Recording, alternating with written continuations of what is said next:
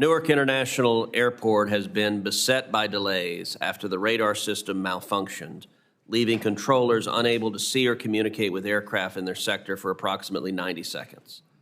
What broke down, and how did the system become this deteriorated in the first place? Thank you, Senator. To answer your question, we were obviously very concerned about the disruptions that occurred in Newark airspace as well for the 90 seconds that it occurred. When we did our investigation, what we found out was our telecommunication provider that provides network lines into that area. There's two lines, Senator, that provide data and transmission feeds. The primary line that came in failed. We have a secondary redundant line that provides the radar transmissions and our voice capabilities, and that redundant line is supposed to assume that load. And it's supposed to be instantaneous, where if we were to have a fiber cut of a line or a copper cut of a line, something along those regards, then that redundant line is supposed to kick in. When we lost that first line, the second line did not kick in like it was designed to do. That's what caused the disruption.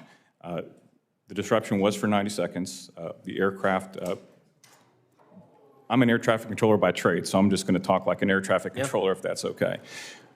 Air traffic controllers provide positive separation between aircraft. That is what we do. And what I mean by that is we never point aircraft head on at the same altitude. We ensure we have appropriate levels of separation. In the event that we have something like a Nordo aircraft that has a stuck mic that could jam up the frequencies, or if we have something like that. So we didn't have a loss of separation based on some of our procedures that we have installed and the techniques that we use as controllers. I do want to highlight that.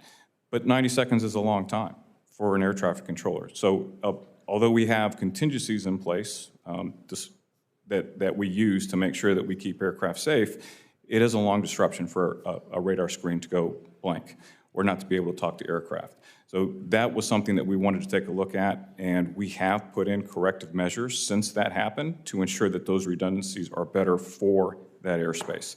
We have this system across the United States feeding radar data like this, where we have a line and a redundant line, and we haven't had a failure like this to this degree in my memory. So we had to put together, along with the local vendor that was responsible for the telecommunications, to provide a more resistant or a better contingency to ensure that if it ever happened again, that we feel good about those processes. We were able to implement a new contingency, and we are working with a telco provider, along with Secretary Duffy's leadership, to actually bring in a third line of redundancy into that area to prevent this from happening again.